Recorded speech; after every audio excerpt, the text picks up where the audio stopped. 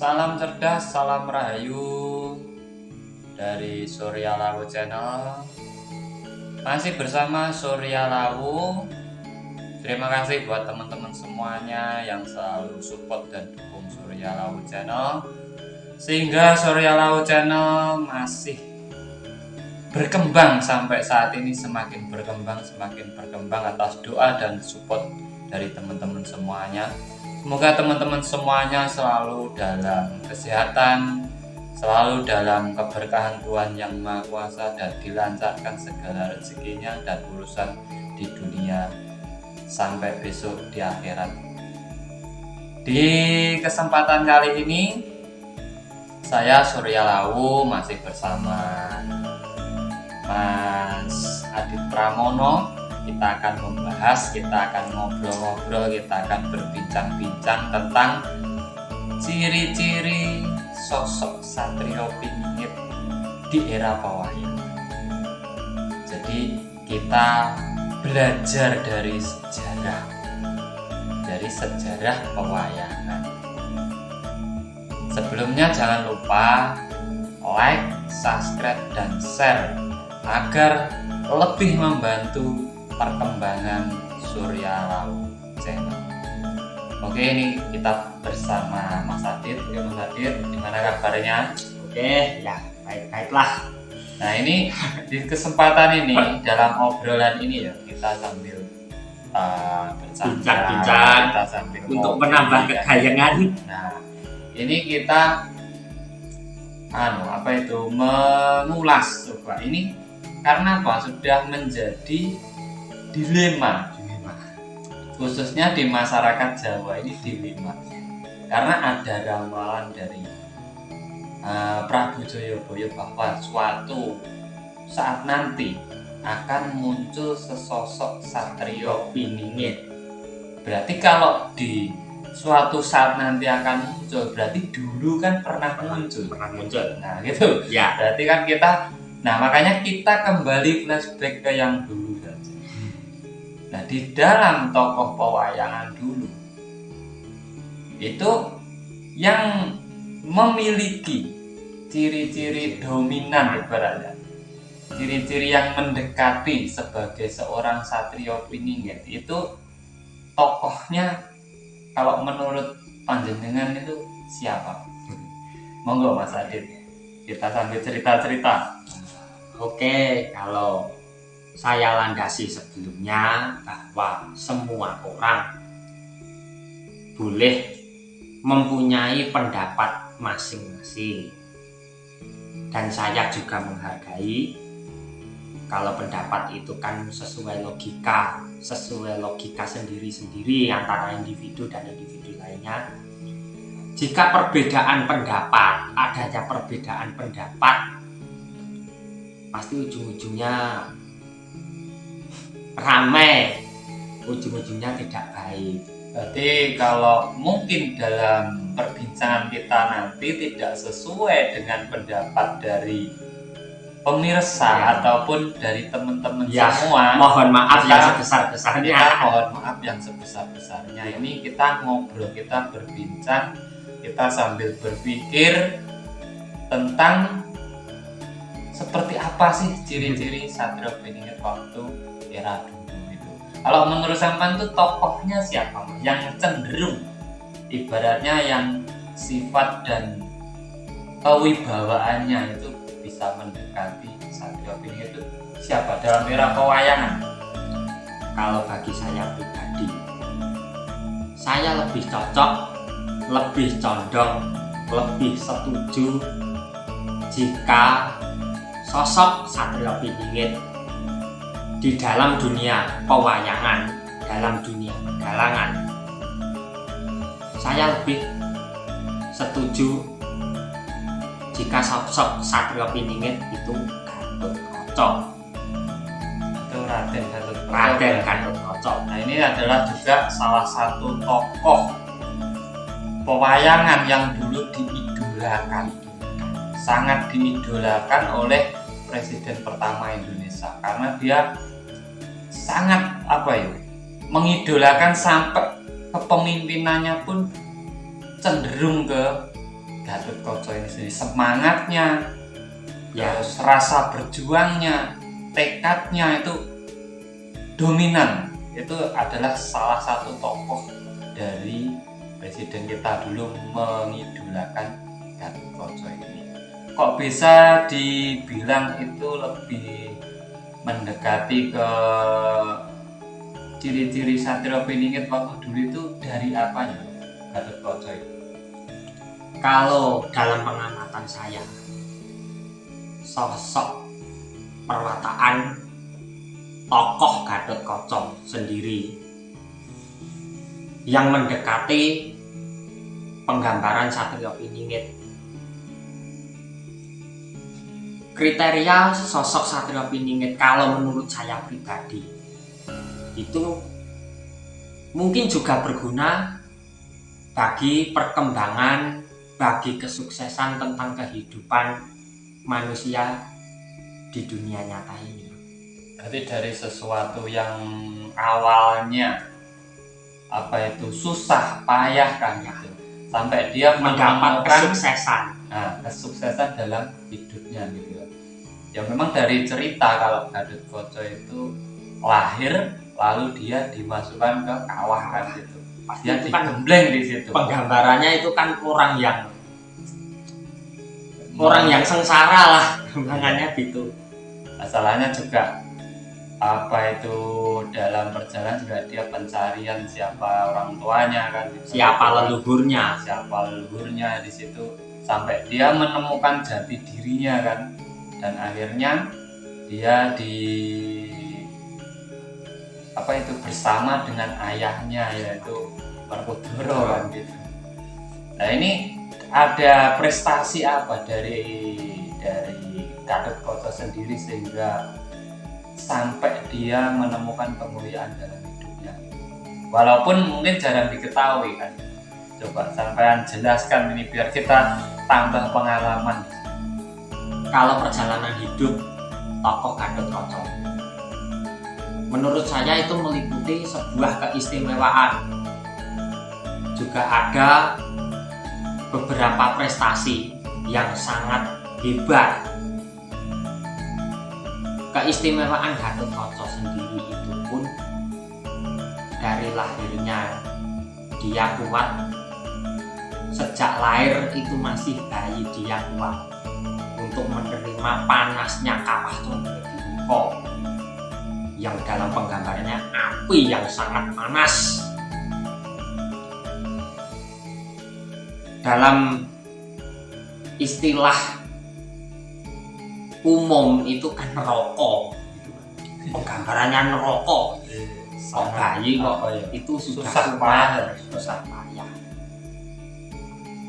Dan itu proses pendewasaan tubuh Gatotkaca itu pun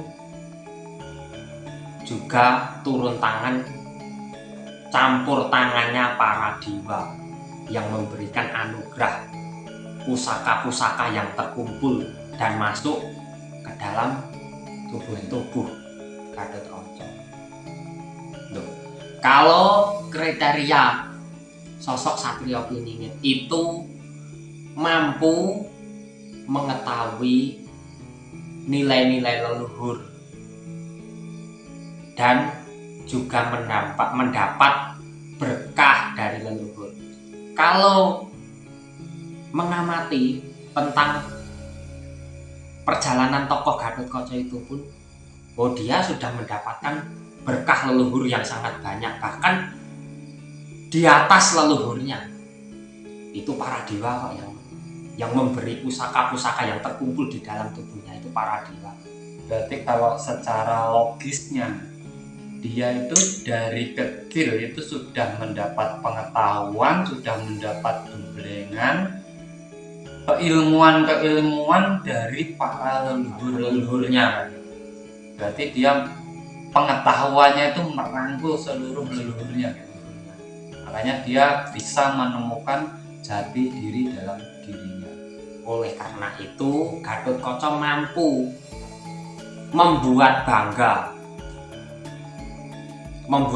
para leluhurnya. Prestasi yang sangat gemilang. Karena di waktu muda sendiri pun mampu menjadi rajanya para dewa. Dia mampu untuk menggantikan tahta kedudukan Bathara Guru meskipun hanya seumur jagung, hanya sementara. Tapi itu sangat istimewa kalau bagi saya. Ya soalnya di usia yang sangat muda, sekitar 20 tahun sesuai janji Bathara Guru ke Gatotkaca. Dia mampu menduduki tahta seorang Bathara Guru, padahal itu hanya penggambaran seorang manusia. Dia mampu. berarti gini tuh Mas, berarti Gatotkaca itu termasuk orang yang cerdas, cendekiawan berarti. Cerdas cendekiawan. Dari gemblengan, dari ilmu-ilmu tadi, sehingga dia dikasih apa ya, kemuliaan oleh Bathara Guru kan, Ya, untuk menggantikan kedudukan dia sementara waktu. sebagai wujud rasa terima kasih para dewa Luar biasa. yang membantu menghilangkan musuh yang membuat onar di Kahyangan. Rasa terima kasihnya itu. Lalu dari segi kesuksesan yang lain, dia semenjak tubuhnya menjadi dewasa, dia mampu mengalahkan musuh yang sangat berat. Bahkan dewa saja sampai kewalahan menghadapi musuh Kahyangan seperti Kala Pracona dan Kala Sekipu itu yang menyingkirkan Gatotkaca itu sendiri. Kalau berhubungan dengan perkembangan sifat manusia, kehidupan manusia, hubungan antara Gatotkaca itu kan ada nama lain Kacanegara, yang berarti itu patut menjadi contoh tentang kehidupan manusia, terutama bagi para laki-laki. Karena orang yang menyontoh jejak Gatotkaca kebanyakan bisa sukses. Berarti namanya Kacanegara Kacanegara itu berarti dia patut panutan. menjadi panutan, terutama bagi seorang laki-laki.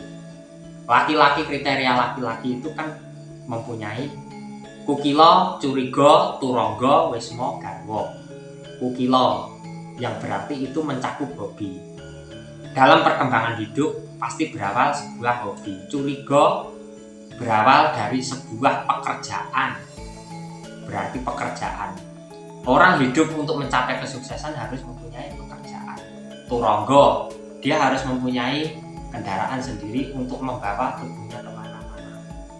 Wisma, dia harus mempunyai tempat tinggal hidup yang layak, yang kemudian untuk menjadi sebuah pengayoman bagi seorang Garwa.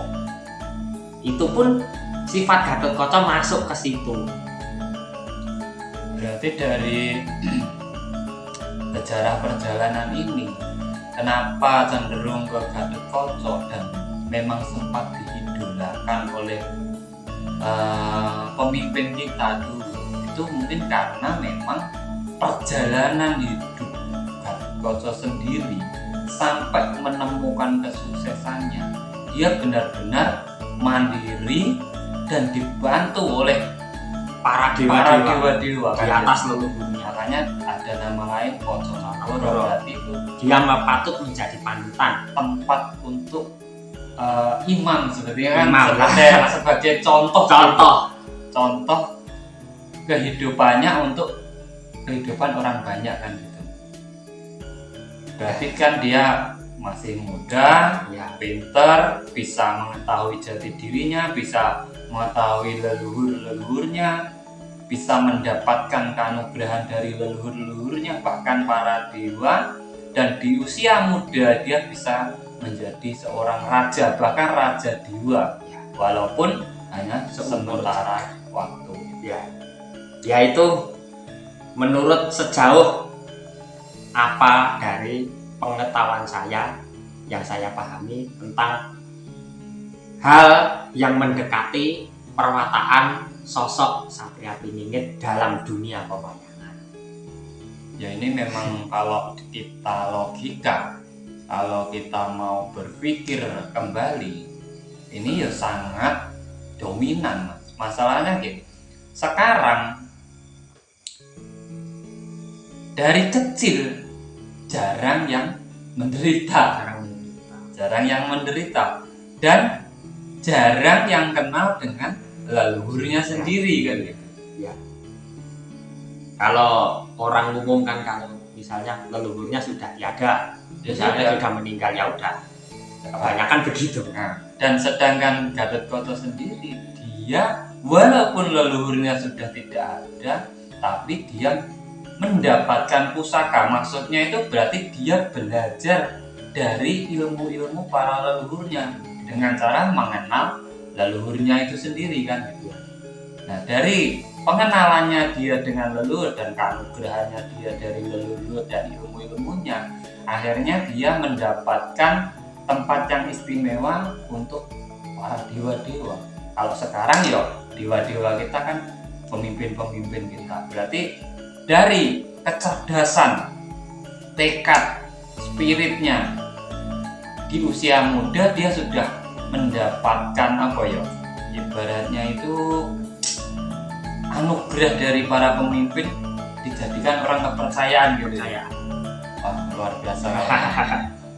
Nah, sebenarnya kalau dari cerita ini berarti Satrio Piningit sebenarnya adalah setiap manusia bisa, asal dia satu tidak takut untuk susah, dua mempunyai tekad yang kuat, spirit yang kuat, dan mau belajar, mau kembali mengenal leluhurnya. Di saat kita mengenal leluhur, kita akan tahu keilmuan yang dia miliki. Ya, makanya disimbolkan di situ waktu di Kawah Condrodilmuka dia diberikan pusaka-pusaka dari leluhurnya.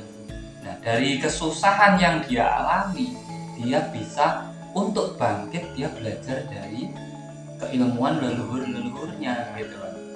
Nah, ini sebenarnya makanya kenapa Gathotkaca disimbolkan di dadanya sebuah bintang ya, karena dia adalah contoh dari sekian banyak tokoh, hanya dia yang memiliki bintang kan ya. Berarti dialah tokoh yang cemerlang sebenarnya, cuma di situ kurang dilihatkan. Masalah dia juga tidak mau diperlihatkan gitu. Dia tidak mau untuk dia jadi rajanya dewa. Itu pun dia tidak tahu. Orang tuanya sendiri tidak tahu. Tidak mau diperlihatkan. Nah, ini adalah mungkin bisa untuk edukasi untuk teman-teman semuanya, sebagai contoh kehidupan kita juga, dan untuk membangkitkan lahirnya Satrio-Satrio Piningit selanjutnya gitu. Berarti untuk Satrio Piningit kesuksesan tidak harus diperlihatkan. Dia lebih cerdas, tekun, semangat yang tinggi, mendalami mengetahui budaya leluhurnya, menghormati leluhurnya, dan setiap kesuksesan yang dia dapatkan, dia lebih cenderung rendah hati, tidak memperlihatkan, bukan sedikit-sedikit mengakui, dikit-dikit mengakui kan gitu.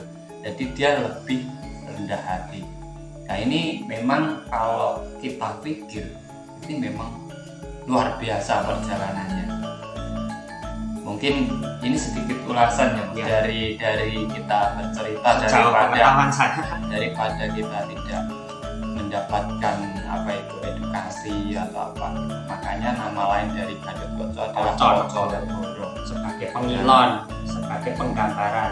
Koco itu kita bercermin, dan Boro itu sebenarnya hati kita sendiri, badan ataupun diri kita sendiri.